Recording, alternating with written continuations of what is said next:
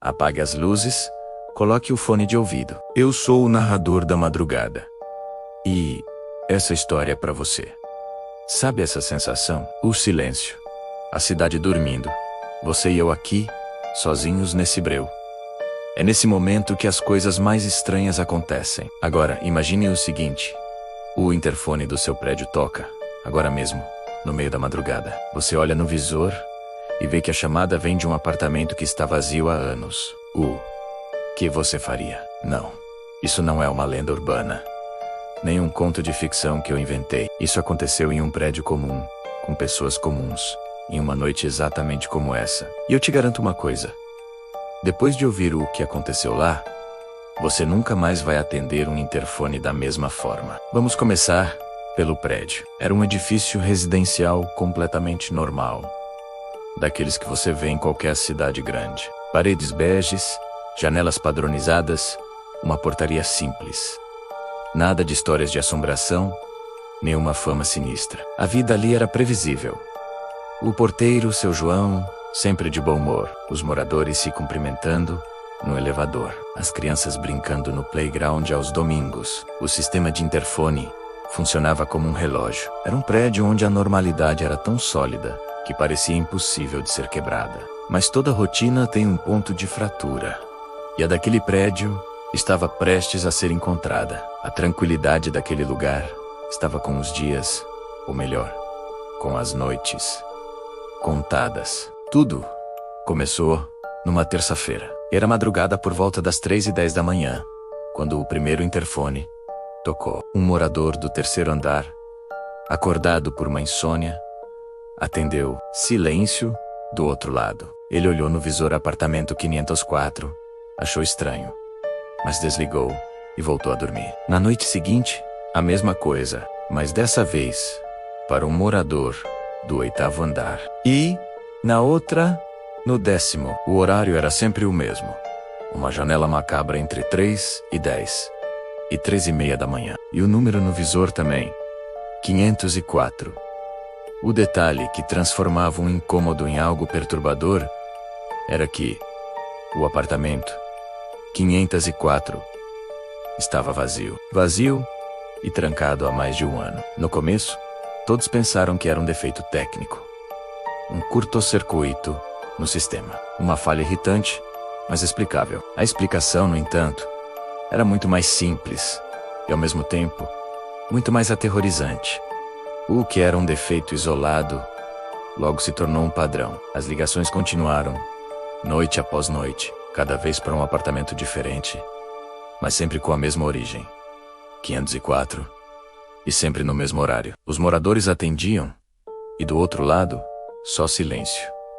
Um silêncio pesado que parecia escutar. O desconforto começou a se espalhar pelos corredores como uma doença. As pessoas começaram a comentar no grupo do condomínio. O 504 ligou para você também? A sensação não era de uma ameaça direta, agressiva. Era pior.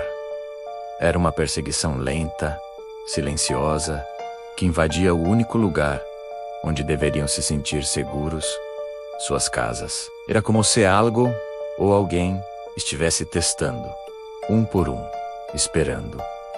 Mas esperando o quê? A paciência tem limite, e o medo também. Numa dessas noites, um morador, cansado de ser acordado, decidiu que não ia mais ficar em silêncio. Quando o interfone tocou, mostrando o familiar número 504, ele atendeu e, com a voz firme, perguntou: "Quem está falando?" Do outro lado, o silêncio de sempre. Mas dessa vez, ele esperou. Segundos se arrastaram longos como horas. Ele já estava prestes a desligar, achando que seria mais uma noite sem respostas, quando ouviu. Não era um grito, nem um sussurro. Era uma voz baixa, rouca, quase um sopro eletrônico, que disse uma única palavra: "Abre." E então, a ligação caiu. O morador ficou paralisado, o telefone na mão. A palavra ecoava em sua mente. "Abre." Não era um pedido. Era uma ordem. A partir daquela noite, o medo no prédio ganhou uma voz.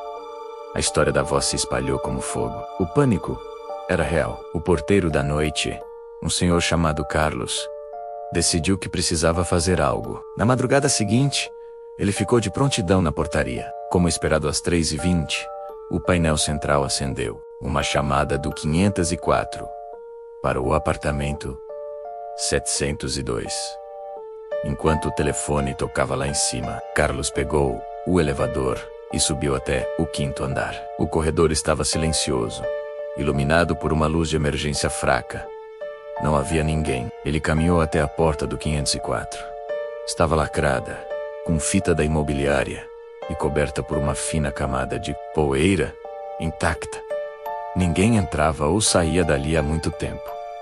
Mas então, ele notou algo. O aparelho de interfone do lado de fora, no corredor, estava quente. Um calor leve, mas inconfundível. O calor de um plástico que acabou de ser tocado, de um aparelho que acabou de ser usado. O síndico, um homem prático, resolveu apelar para a lógica. Chega de histórias. Ele chamou a empresa de manutenção dos interfones. Os técnicos vieram, reviraram a fiação, analisaram a central. Depois de horas de trabalho, eles apresentaram o relatório. E o relatório era impossível. O interfone do apartamento 504 não estava apenas com defeito. Ele estava fisicamente desconectado da central do prédio. O fio principal que o ligava ao sistema havia sido cortado meses antes, durante uma pequena reforma no andar. Tecnicamente, era impossível que qualquer chamada fosse originada daquele apartamento.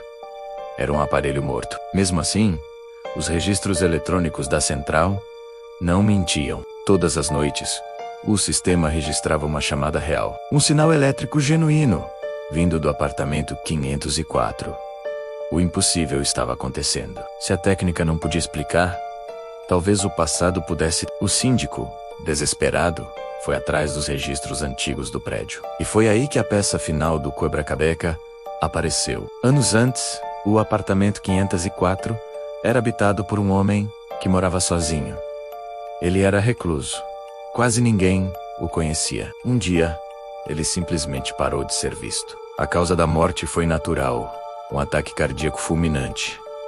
Mas ele estava sozinho. O corpo só foi encontrado quase uma semana depois, porque os vizinhos começaram a reclamar de um cheiro estranho. E o detalhe mais arrepiante do relatório policial da época era um depoimento do porteiro antigo. Ele disse que, durante os dias em que o homem esteve morto dentro do apartamento, o interfone dele não parava de tocar. Eram entregas, amigos, familiares, ligando, ligando, ligando, e ninguém para atender.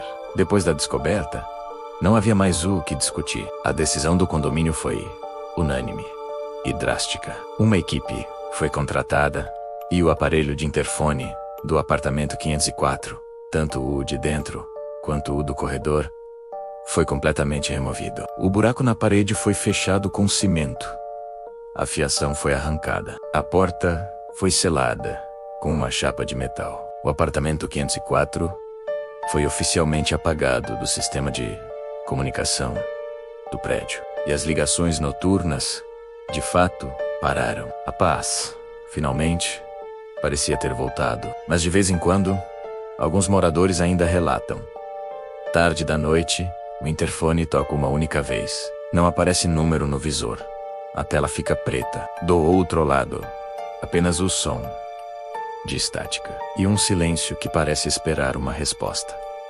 Existem lugares que guardam ecos, paredes que não esquecem as vozes, os medos e os últimos momentos de quem viveu ali. O prédio voltou à sua rotina, mas algo mudou para sempre. A normalidade foi apenas uma máscara que caiu. Agora eles sabem que o silêncio da madrugada pode ser quebrado a qualquer momento. Então, se o seu interfone tocar esta noite, pense 2 vezes antes de atender. Você nunca sabe quem ou o que está esperando do outro lado.